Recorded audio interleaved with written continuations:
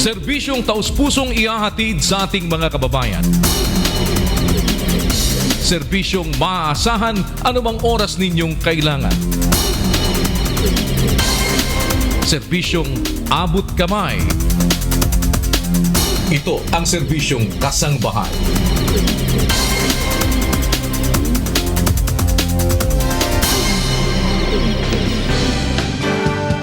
Oy, good afternoon, good afternoon. Welcome. Wala ba kayong mga kamay?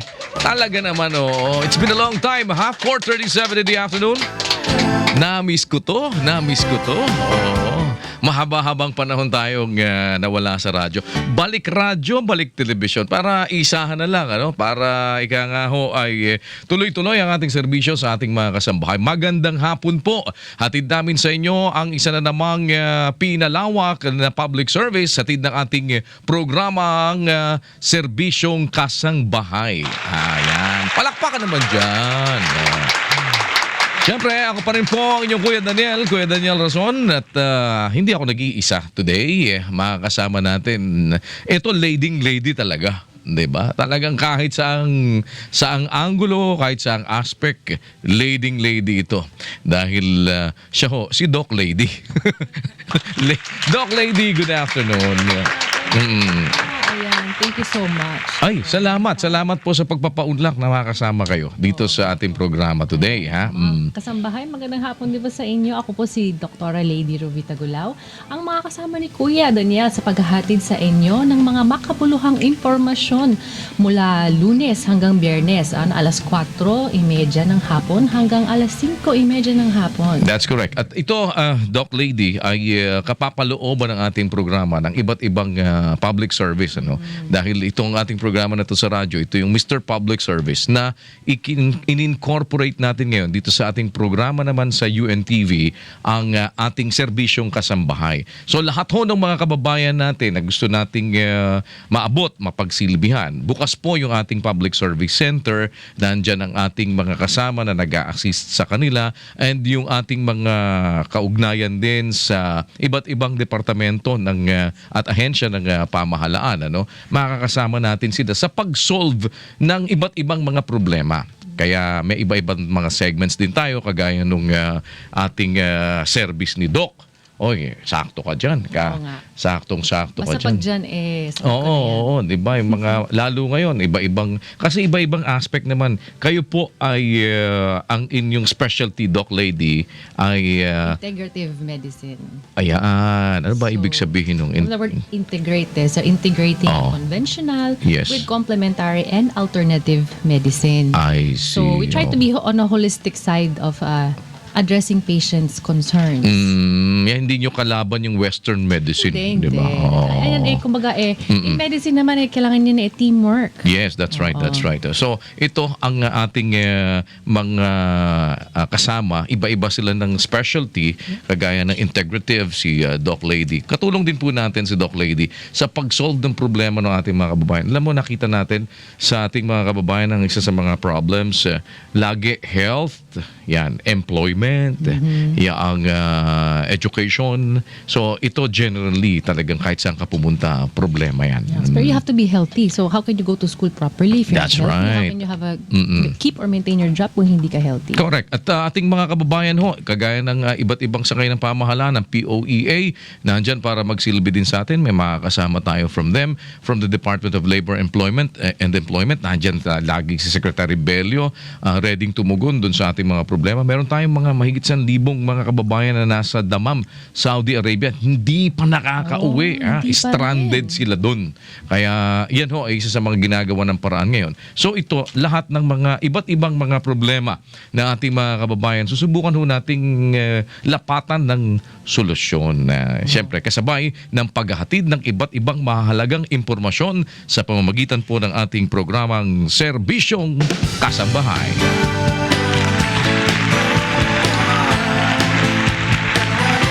Di ba? Parang talagang ayos na ayos, Ayos na ayos ang dating. Meron palang ganun, no? Yan. 4:41. Doc Lady. Okay, at para simulan ang programa, narito po ang ilan sa pangunahing balita ngayong araw. At ang oil price rollback. Ay, oo, nagpagas na ako. Uy, tumaas. Rollback simula bukas ng umaga. Rollback. Rollback. Nice rollback naman pala. Good news, good news, good news. Bababa ang Eastern Petroleum at Flying V ng 55 centimos sa presyo ng kada litro ng gasolina at 75 centavos naman sa diesel mula 12 a.m. mamaya Na. gabi. Susundan ng Shell at Phoenix Petroleum na magpapatupad din ng kaparehong price rollback simula alas 6 ng umaga. Yan, okay yan para mamaya na kayo magpakarga. Oo, sayang.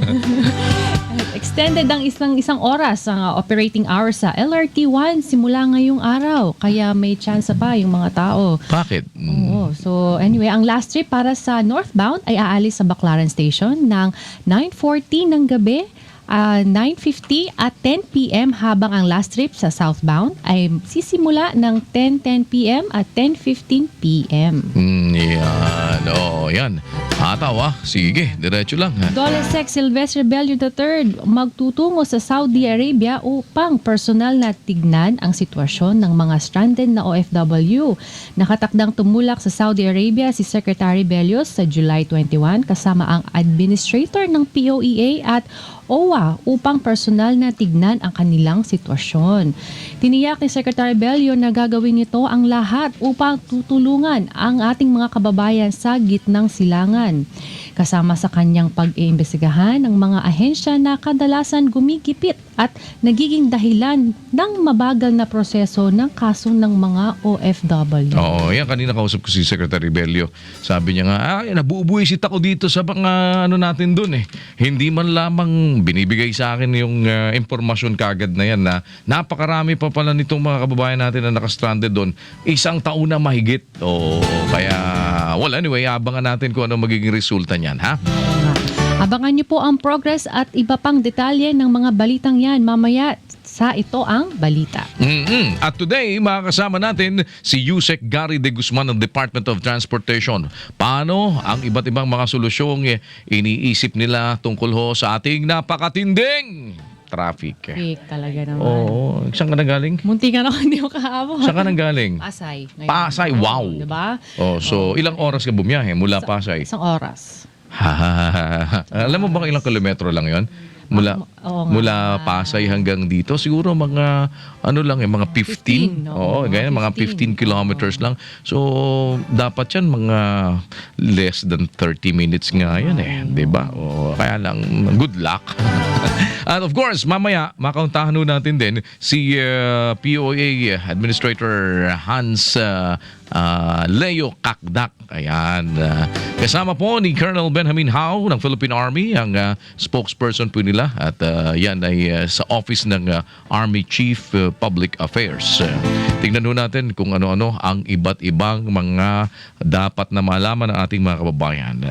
Pero bago natin sila interviewin, Kuya, alamin muna natin ang serbisyong naibigay sa isang bata na may ovarian cyst. Sige, roll natin yan. Roll natin itong ito ho yung ating isa sa mga pinagsilbihan natin to, Doc Lady, Itong bukol na kasing laki ho ng pakwan. Laki. Naalala ko to, ito yata naging namin naging guest namin sila sa Doctors on TV. Yes, sa Doc on TV. Yan. Eto, asan yung mo? Asan yung nanganganay ka eh? Bato mo nga yung, yan!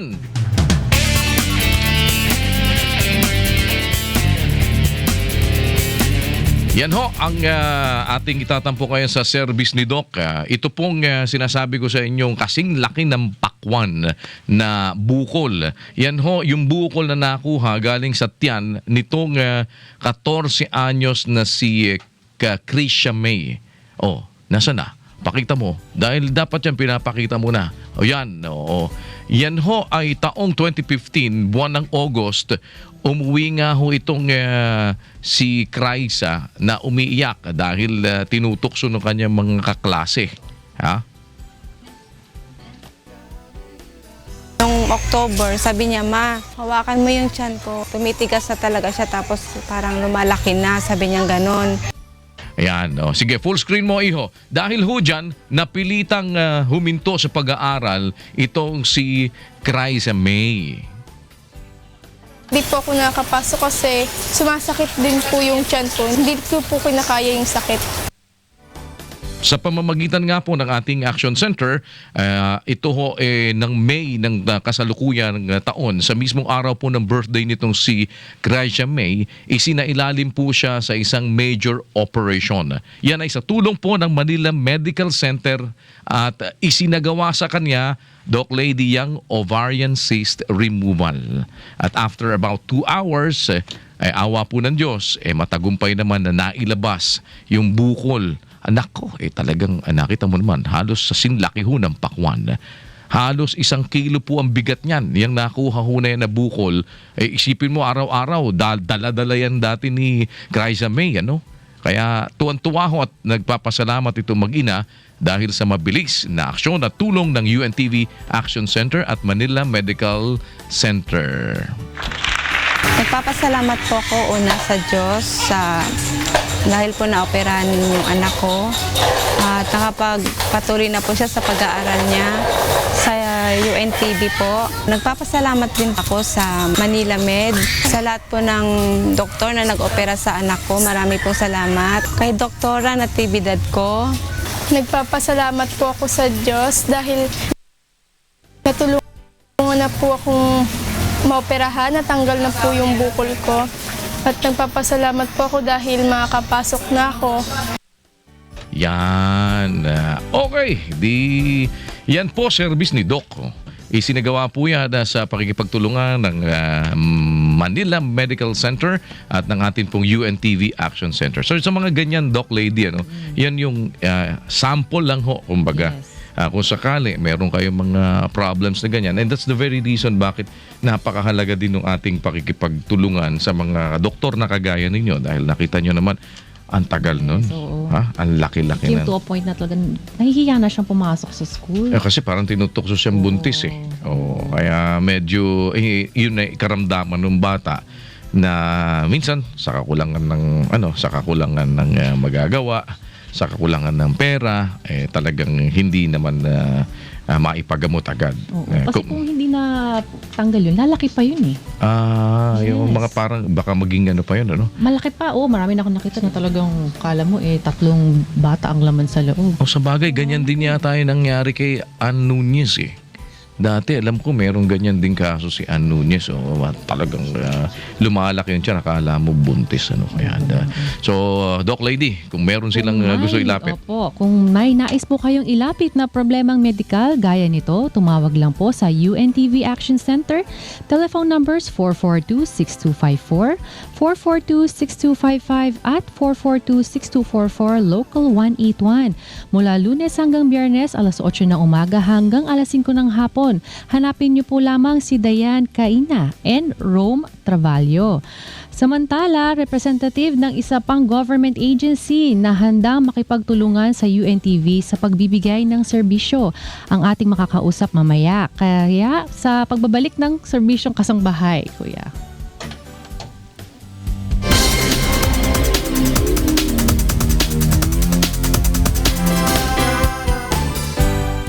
Balik po tayo, Doc Lady. Tuloy-tuloy po tayo. 4:57 na po dun sa mga nakikinig sa radyo, mga nagtatama ng kanilang relo. Yung mga wala pang pambili ng relo. Kami muna ho ang gawin ninyong orasan. Of course, today, Doc Lady, kasama natin mula po sa Department of Transportation and Communication, DOTC USEC, Gary De Guzman. Sir, magandang hapon po. Magandang hapon po. Good afternoon, sir. Welcome sa amin hong initial episode ng Serbisyong Kasangbahay. Salamat po. Well, Naimbitahan po kami. at sana lagi namin po kayong makaugnayan. Sure po. Lalo na po pagdating dun sa mga bagay na dapat iparating sa ating mga kababayan. Yes, sir. Informations. Sir, ano ho ba ang mga pwedeng direktang sabihin nating may epekto sa ating mga kababayan na under ng Department of Transportation and Communication? Siyempre po, ang uunahin natin tatanungin kung ano yung mga ginagawa natin about the traffic That's right. that we are experiencing. Gusto ko po lang ho naming ipaabot na sa Department of Transportation po, nagkaroon tayo ng interagency traffic management meeting Mhm. kung saan binit po namin ang HPG, ang MMDA, ang LTFRB at saka LTO. Mhm. So we identified po about 10 choke points, no, Okay. along EDSA. At least initially yung major road natin is EDSA. Mhm. So ang mga na-identify po natin is from Balintawak, Mhm. meron po tayo sa Muñoz, Trinoma, sa may Timog Kamuning area, Aha. meron tayo sa Cubao, Mhm. Santolan, Ortigas, Guadalupe, and then Mantrade area, Ayala, Mhm. and then sa Pasay po. So total of 10 po yon. Ang ginawa po natin, yung HPG, MMDA, meron po silang composite teams. No? Mhm. Nakabantay po sila dun sa mga zones na yon. Nag-assign team po tayo ng 2 tow trucks each zone. Mhm. Isang northbound, tsaka isang southbound. Mhm. So that in a matter of minutes, kung may ma-stall na vehicle, we can immediately respond Mhm. and tanggalin po natin. So that meron din po tayong mga flying patrols na tinatawag ngayon Aha. who will guide the motorists and direct the traffic para maging moving po. Well, isa ho sa mga sinasabi nila dito, Doc Lady and Yusek, yung problem ho dito sa iba't ibang mga municipalities. Yes. Kasi hindi nga integrated. Yes, sir. Ang nangyayari, parang pagdating ko doon sa lugar na yun, ay bawal pala ako. Yes, Pero pagdating doon, pwede naman ako. Paano po natin ngayon itong Ngayon po, sinusolve? sinimula na po namin i-meet yung mga mayors. Okay. And we have continuous meetings po sa mga traffic units ng LGUs. Mhm. We want to synchronize Okay. all the traffic rules. And So- hopefully, maging unified Aha. yung traffic rules natin at saka yung sistema. Yes. So, Nagmi-meeting ano na na po po ang ngayon. mga mayors? Yes, Okay. yes sir. Kasi merong mga lugar na doon sa mayor na yon, walang window yung Yes, sir. coding, ano? So ngayon po ba magiging isa na lang to? Yun po ang aming objective and hopefully ang hinihingi po nga namin is kooperasyon Okay. sa mga local officials natin Mhm. para masagutan natin yung problema sa traffic. So within 100 days na Yes, sir. yung first 100 days, ano ho yung immediate na relief na mararamdaman natin sa traffic kasi yung mga long term Yes. medyo ano yan medyo Yes, sir. like yung paglalagay ng mga cable cars kung may plano. Totoo ba yan? May plano ba, sir? Yes sir, we are seriously considering it. Pati yung underground, ano, yung Yung Subway? underground po medyo long subway. term yun eh. Oo. Long term po. Tsaka medyo mabigat sa atin, bahain pa sa atin. Bahain, oo. Kailangan mo. Pero yung cable cars, ano yan? Yung cable cars so kasi yung nag-present po sa amin is sabi nila in less than 2 years. From the time na nagkaroon ng excavation, they can make it operational eh. Kaya we are seriously considering it. Meron na pong mga initial na ruta na na-identify. Okay. So, yun po ang patuloy na pag-aaralan. So what would be the 100 days na immediate relief na makukuha ng Yes, sir. mga kababayan? Yung traffic po, hindi lang naman po sa land yan eh. So, it has to be complemented ng MRT natin, for Okay. example. Ngayon po yung MRT natin, 16 trains po tayo. Mhm. Okay. Ang tinatarget po namin the first 100 days is to make it 20. Okay. Ngayon, ang ridership po natin, tinatawag na passenger per hour per direction is about 14,000. Mhm. In the next 100 days po, tinatarget namin na ma-increase yun to 15,000. Mhm. Yung headway po na tinatawag, ngayon po nasa 5 minutes. Mhm. Hopefully, may decrease namin yun ng 4.5 minutes. Oh. Ibig sabihin, Yeah. mas madalas ang dating ng tren, Yes. mas dadami ang pasahero makakasakay. Pero yung pila ho, paano? Kasi dito sa amin, mula Yes. dito sa atin, nakikita nyo ho yung pag umaga dyan. Buti ho natanong niyan. Yes. Yung pila po, yung sa pagbibili po ng ticket, meron na po kaming kinakausap na pwedeng maging off-site. Aha. Halimbawa, kung pwede pong sa mga malls. Okay. Tapos yung mga passengers, merong waiting area doon na maganda. Okay. Kinakausap po namin, katulad dito sa Trinoma. Oo. Kinakausap po yung Ayala para magbigay ng isang lugar doon kung saan pwede magbenta ng ticket. Yung mga tao, malinis yung CR, naka-aircon. Tapos may wifi pa kung po pwede. Hindi na dun sa pila dito sa mahaba na nasa gilid ng kalye. So, we are talking also dun sa mga ibang malls. Mhm. Or even 7-Eleven. Ay, kung po 7-Eleven. pwede. Sa may mga bansa, actually, Yes. makakabili yan sa mga... O yung mga top up lang, sir. Top up. Yes. Oo, di ba? Yes. Pwede naman yung ganun, di Yes, po ba? sir. Yun. Yung mga, yan ho yung mga immediate. So, this will be implemented within 100 days? Yes, sir. Ah. Ino-work up namin. At ang Okay. maganda pong balita pa, nakipag-usap na po kami sa PLDT, sa Smart. Mhm. Meron na po magkakaroon po tayo ng Wi-Fi. Sa mga lahat train ng mga stations. train stations. Even sa trains, kaya lang mahaba-haba yung linya nung sa trains. In fact, yung sa airport po, kung Yes. matatanong po ninyo, malihis tayo ng konti. Mhm. In fact, this morning, nilaunch na po yung Davao na Wi-Fi. Wi-Fi. Yes, and we will be implementing doon sa NAIA tsaka sa mga major regional airports. So, ito Wi-Fi And free to? seaports. Oo. Free po. Free, oo. 1 gigabyte. Okay. So, okay. parang 10 times faster po yata ito eh. Mhm. Pagka na fully implement. So, yung mga tao, habang naghihintay sa kanilang mga biyahe, Yes. hindi na maiinip kasi they can connect sa mga kamag-anak nila o sa mga business partners nila sa abroad or sa probinsya. Meron na po silang reliable na Wi-Fi. Or kung delayed ng flight. Pagka delayed ng flight. Yes. Yun ho bang communication mahihiwalay na sa inyo? Yes, sir. Okay. So, Department of Information Technology and yun na yung Bagong sa kabila. departamento po. Kila Salalima. Yes, sir. Kay Atty. Salalima. Okay. So, ito ho mga expected dito na mangyayari within 100 days kasama na ho yung ngayon nangyari na pwede nang ang taxing regular Yes. ay masakyan Kanina sa... pong umaga nagsimula. That's correct. Oh. Para may choice po yung mga Sa airport yan. sa airports. Kasi meron lang tayo ngayon yellow at saka yung white taxi. Mhm. Ngayon, sa pag-aaral po ng ating general manager, kulang na kulang po talaga yung bilang eh. Mhm. I think they need about 2,000 units.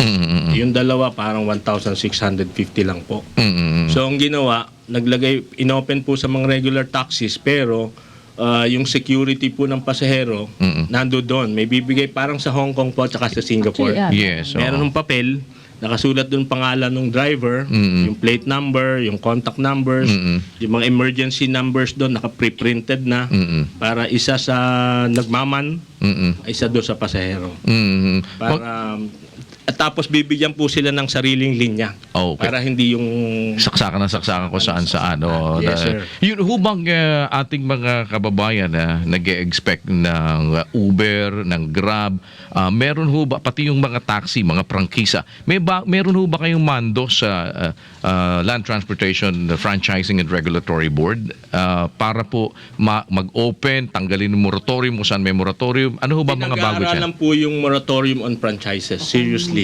Okay. In connection with the campaign against colorum. Oo. Pero mas kusing pag-aaral po ang kailangan dyan dahil hindi naman pwedeng basta mo na lang i-lift.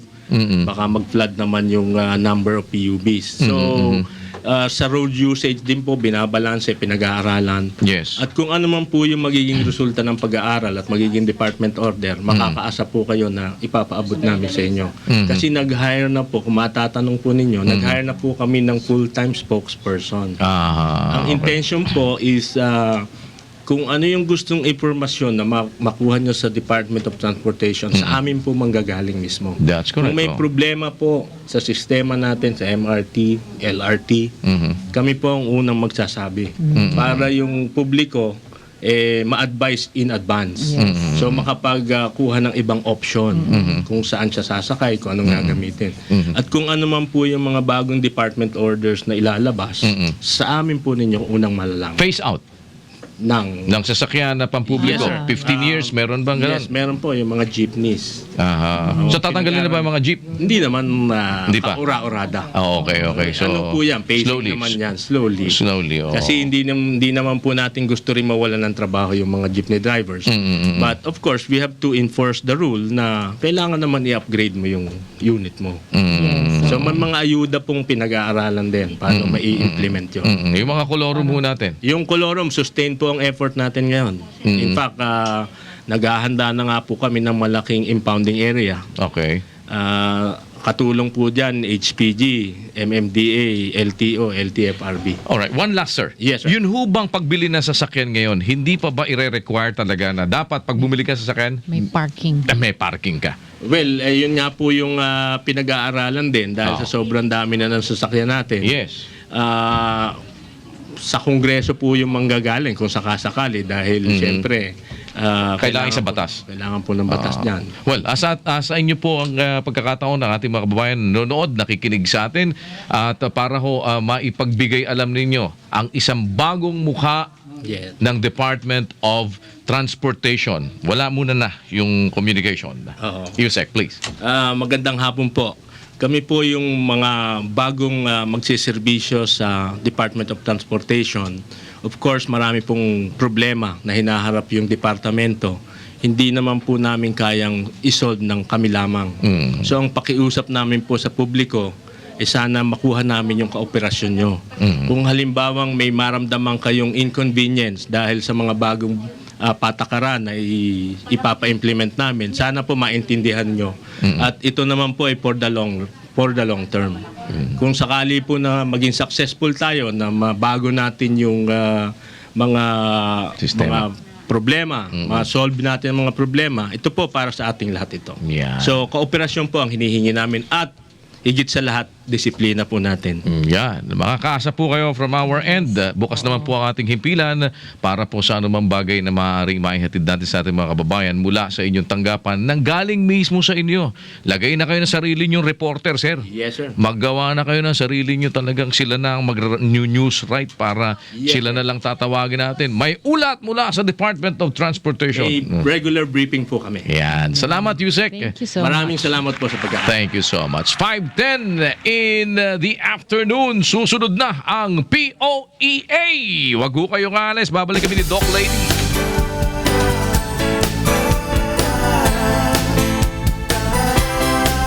Yan. Welcome back po sa Serbisyo Kasangbahay. No? Ngayong naman ay alamin natin ang mga bagong proyekto ng government agency na nangangalaga sa kapakanan ng mga OFW, ang Philippine Overseas Employment Agency o ang POEA. Of course, kasama natin si Administrator Hans Leo Kakdak ng POEA. Sir, welcome. Magandang hapon, Sir Kuya. Long time no see. Oo nga. And you're looking good, ah. Oh, Salamat po, sir. Of course. nabanggit ko na Ayun nga. din po, sir. Staying po ba kayo sa POEA? Well, right now, I'm in holdover capacity and working with SecBelio. So, ngayon ba itong balik manggagawa project natin, kumusta ho? Full swing yung ating balik manggagawa online. Talk Lady, good afternoon.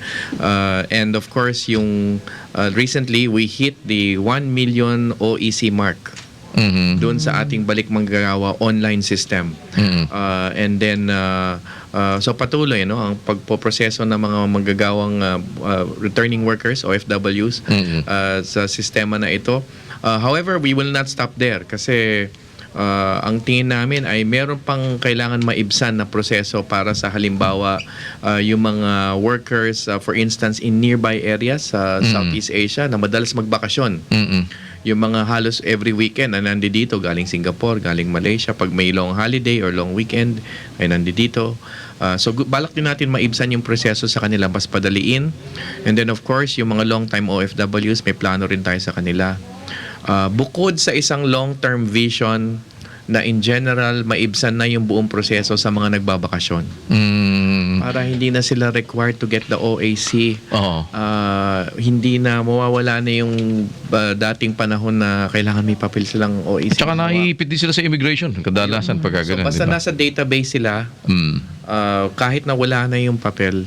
Okay na. And then we are also looking into the possibility of the fees ay maibsan na rin yun kasi sa totoo lang yun ang isang nagpapabagal sa proseso. Kahit na sabihin nating 100 pesos lang yan and money is not the object for our OFWs, hindi issue sa kanila yung kundi yung kaginhawaan ng proseso. Ay yung pagbabayad is the second major step kasi dun sa online system. Kung maibsan yon, kung mawala yon, ay napakadali na lang. Magkiklik ka na lang doon, mag-update ng info and you're off. updated na yung information mo. So we are also looking into the possibility of alleviating the concerns, burden insofar as the fees themselves. Gawin na itong zero fees.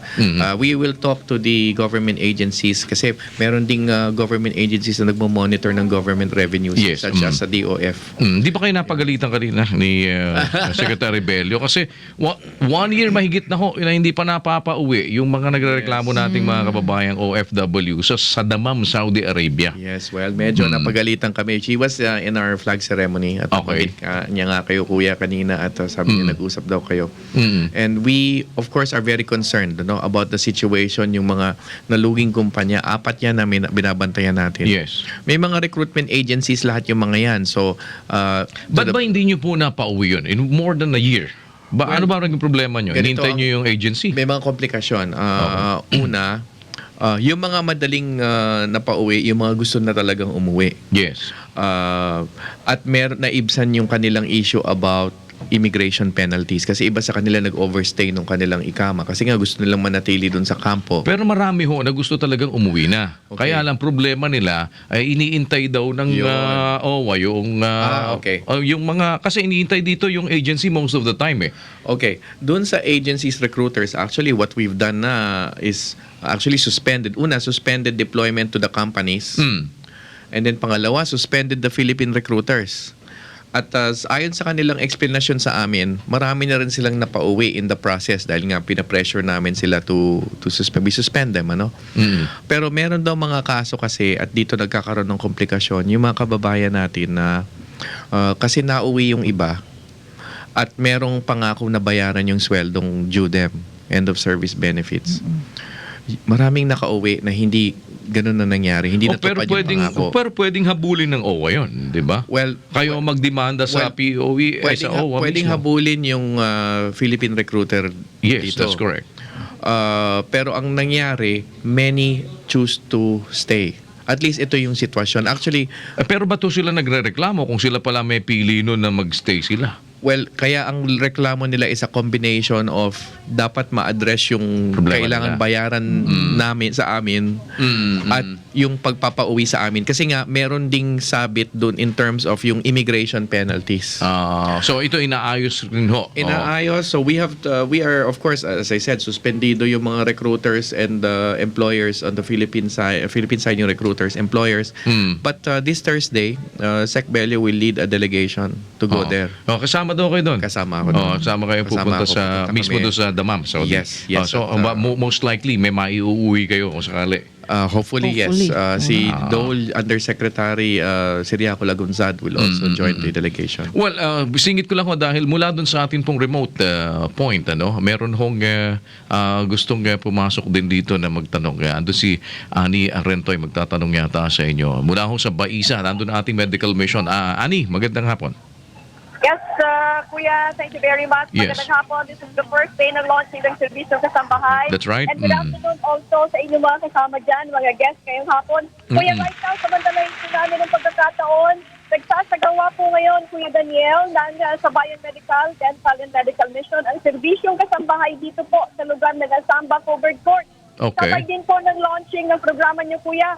At dito sa lugar na ito, Kuya, na mga nasunugan ay nabigyan sila ng iba't ibang serbisyo po tulad ng pagkakaloob ng mga grocery items, mga used clothes. Narito rin po ang mga kasama natin na nagkakaloob ng 21 sacks ng rice. At tuwang-tuwa din ang ating mga kababayan dito dahil may nangailangan din po ng wheelchair. Nakikita pong mga wheelchair ang kanilang na ipagkaloob dito, mga gamot, libreng gamot at vitamins.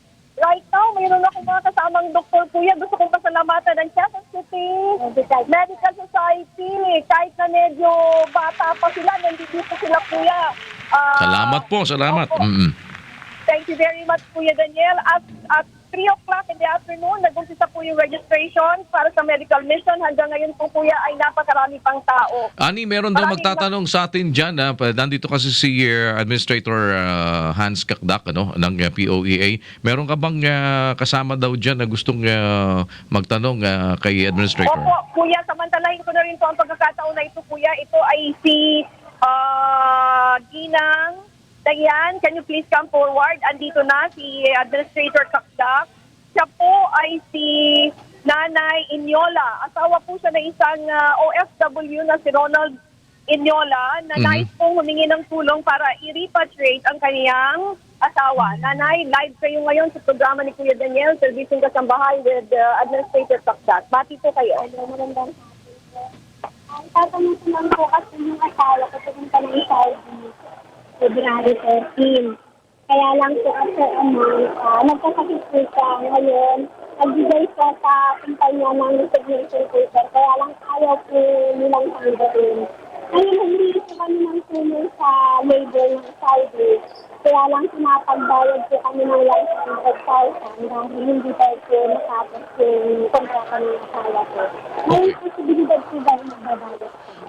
Sa ganung problema, Administrator, pwede ba yun? Kasi nagkasakit, gusto niyang umuwi, kaya lang hindi siya tapos ng kontrata, pinagbabayad ng 100,000 pesos. Paano ho ba yun pagka ganyan ng situation? Well, pag-aaralan natin maigi, kailangan na pumasok dito yung labor attaché on the ground para magsuri mismo kung anong sitwasyon on the ground. Pero kung talagang siya ay may karamdaman, ay nasa kontrata po yun na kailangan kumbaga pauwiin siya. Alright. Kasi disease is always a ground to terminate an employment contract. So hindi ko ma-imagine ang isang employer na nasa sarili din niya kasing interest na Yes. na kumbaga pauwiin na ang isang worker na Hindi makatrabaho na may mabuti. sakit. May sakit. Hindi makapagtrabaho at let's face it, baka makaapekto pa sa operations o ibang workers, no? So pasuriin natin ng husto and definitely we will coordinate with the labor attaché to ask the employer, Alright.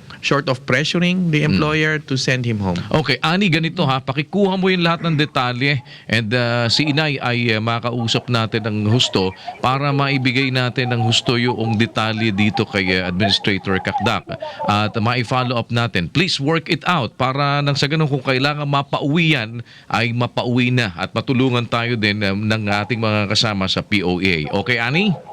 Opo. Alright. At maraming salamat po. Back to you po. Thank you.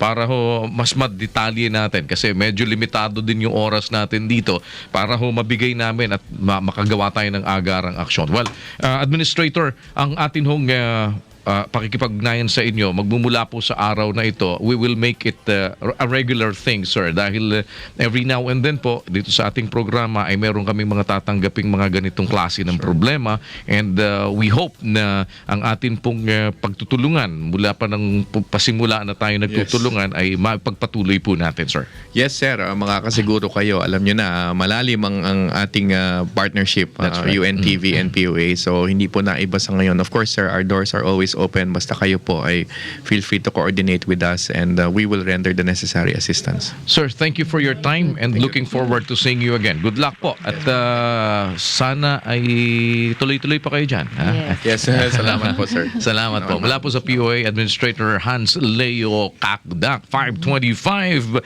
Babalik pa po kami. Dami pa ho tayo sa siksik na serbisyong kasambahay.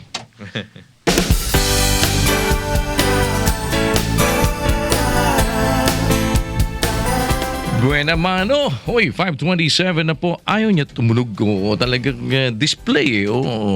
Samantala. Ngayon po ay ang mga proyekto naman ng isa pang government agency ang alamin natin. Kasama naman po natin ang Philippine Army, ang spokesperson ng Office of the Army Chief Public Affairs. Yan. Si Colonel Benjamin Hao ng Philippine Army. Sir, magandang hapon. Magandang hapon kayo, Daniel. At congratulations sa serbisyong kasambahay. Hope maging partner na kami dito. Opo, lagi. At alam nyo naman meron kayo dito sa atin na programa din di ba? Ang AFP. Bakit ano bang di ba under kayo ng AFP ang Army, di ba? Tama, yung Armed Forces of the Philippines may tatlong major services, Army, Navy, and Air Force. Ang trabaho ko sa Army, Navy, Air Force. at Yellow Submarine. Air Force, okay. So, ito ho ngayon, ano ba ang, bakit merong separate na ginagawa talaga ang mga taga-Army? Kasi kagaya na nakakatulong namin ang Army sa pagkukonstruct ng mga libreng eskwelahan na binibigay namin. Nagbibigay tayo ng classrooms So, may mga engineers ng Army, katulong natin yan sa construct. Di ba may mga ganyan ho kayo? No? Yung Philippine Army kasi ngayon, ang mission kasi namin nakatutok sa Internal Peace and Security Plan Bayanihan. Under that, ang goal talaga is to win peace. So, it is natural na talagang making-engage kami sa mga stakeholders, sa mga, lalo-lalo na sa mga tumutulong sa ating mga komunidad. Yes. That's why you will always see us there. Kaya lang nga, dalawang bagay Sa Philippine Army naman, headquarters Philippine Army dito sa Port Bonifacio, ang trabaho ko naman yung may mga problema na civilian sa organisasyon. Aha. Kami kasi yung pinaka-link. Yung Okay. opisina ko ang link ng civilian sa military para medyo mas maintindihan. Kasi mahirap intindihin yung military Oo. So our job is to make them understand, to assist them. Yung may mga request, yung may mga problema, marami na rin kami natutulungan. Kagaya ng anong request, sir? And what sort of Una, problems? yung sa recruitment, yung mga gustong magsundalo, trabaho namin yun. Yung mga lately, nakakatatlo na ako natutulungan, yung mga nagkakabanggaan, nababanggaan ng mga sasakyan ng sundalo. Oo. At last time, yung tumawag yung mga sa UNTV radio, merong isang civilian na yung bahay niya raw, natirahan ng mga sundalo, Oo. nalagyan ng kampo. Dahil takot na takot Nilagyan na. ng kampo. May kampo. Kailan sa Mindanao nangyari? So, Okay. what we Ginawang did, kampo yung bahay. lupa niya kasi walang nakatira. So, nilagyan ng pinayos naman namin. Pero nung nalaman na nga namin, tinawagan naman namin yung mga opisyal namin at ngayon naayos na. Again, that is the job ng opisina namin ngayon sa Public Affairs Philippine Army. Marami pa ng iba. But again, yung mga community activities natin, that's another thing. So tama-tama pala, Doc Lady, yung ating natumbok na kumbaga ho ay dapat nakausapin. Yes. Kung sakaling may mga reklamo o may mga gustong i-request sa inyo. So you also conduct like medical missions as well. You join also yung mga medical missions. Ang Philippine Army sa lahat naman ng buong Pilipinas, meron kami medical mission, mga mga repairs ng school building, Yes, that's right. mga community activities, lalo-lalo na sa environmental works. Napakarami. Lagi kami part ng aming ng aming mandate ngayon because the mission is to win peace and doing peace, talagang kailangan mong gawin itong mga ganyang bagay. So, We will be there always para sa ating mga kababayan. Kasi ano naman ang papel niyo sa augmentation, like yung problema ho natin diyan sa mga Coast Guard natin dahil nagbabantay diyan sa pinag-aawayang China Sea. Oo. Ganito kasi ang China Daniel, Sea, no? Naging China Sea. Sa sa Philippine Navy yan. Pero once Yes, na oo. tumapak sa lupa, Philippine Army lang in charge yan. Yun ang So sabihin nyo na lang sa kanila, tabuin nyo na lang dito sa lupa. But again, sa Philippine Navy yan, practically they are now addressing it. Sa amin talaga pag nasa lupa na. Meron ba kayong mga hospitals na pwedeng halimbawa magpadala kami ni Doc Lady o kaya si Doc Lady gusto mag-opera sa mga lugar na nyo, pwede? Marami, Doc. In fact, ang kailangan namin sa bandang Sulu. But again, we will bring you there kung sakasakali. Kasi marami tayong mga sundalong na sa Mindanao. Di pa kami makidnap dun. Hindi naman. Yun ang assurance naman namin. Sa Sulu agad. Yun ang assurance namin, we will be there with you. Lalong-lalo na kung meron talagang kailangan mga na-wounded natin So sundalo. pwede din pala yung mga, kasi alam nyo, one of the problems, Doc Lady, yung mga kagaya nila Doc Joseph, mga kaibigan natin, mga doctors, Yes. they go to these places. But one of the worries, pag halimbawa sinabi na, meron tayong mission sana doon, tulungan yung mga sundalo, tulungan yung mga nando doon sa areas, kaya lang natatakot sila. Talagang merong ganun. Natural na yung takot. Pero ang assurance namin pag dinala namin kayo doon, the security will be there. Nandun rin kami, kasama namin. But again, yung service kasi talaga para sa ating bayan, itong mga sundalong na wounded, Yes. tutulungan mo, iba talaga rin yung pakiramdam. But we will assure you, pag nagpunta tayo doon, Kuya Daniel, hopefully soon.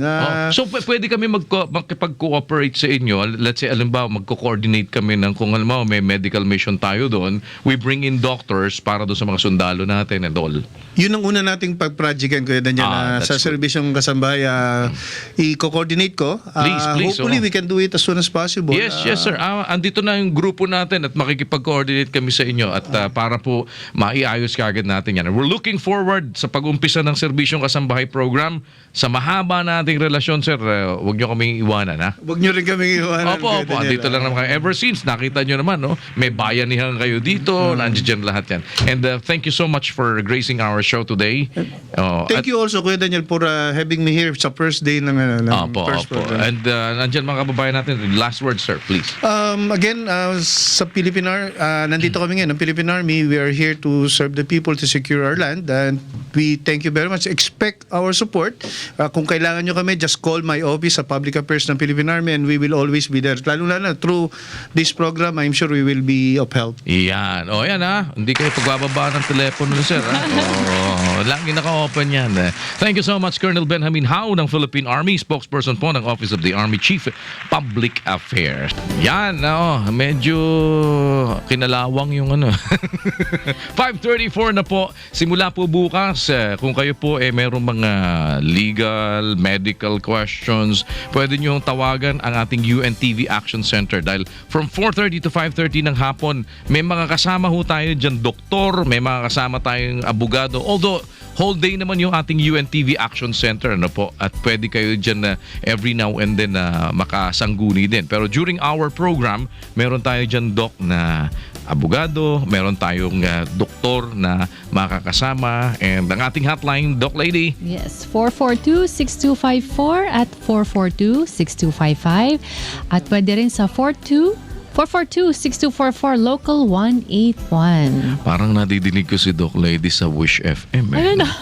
Parang pwede yung the time Parang now hindi nila is- kalimutan yung number. Diba? Talagang... Oy, paano ho? Ala ho kami masyadong maraming oras. This is the initial presentation at talagang siksik na siksik po tayo. Huwag ho kayo mag-alala dahil simula po sa araw na ito, and yan po'y araw-araw, Lunes hanggang Biyernes, makakasama nyo ang serbisyong Kasambahay, ang patuloy na public service ng UNTV at ng Radyo La Verdad 1350. At ika nga ho, kung ano yung aming maipapagsilbi, kasama ang atin pong mga government agencies, kasama yung mga private companies na atin hong katuwang sa pagsisilbi sa ating mga kababayan, tuloy-tuloy po yan. So, from 4:30 to 5:30, huwag niyong kalimutan, lagi hong tumutok dito po sa serbisyong Kasangbahay. Yan. At Doc, So hanggang dito na po ang ating programa. Samahan niyo po ulit kami bukas, no? Kung Lolo Abay ng Diyos, alas 4:30 ng hapon hanggang alas 5:30. Ako po muli si Dr. Lady Rubita Gulaw. at hayaan niyo ho na kayo po ay aming mapaglingkuran. Ano man ang inyong kulay, ang inyong sektor, ang inyong kalagayan sa buhay, dahil iba po ang serbisyo kapag ito ay serbisyong Kasangbahay.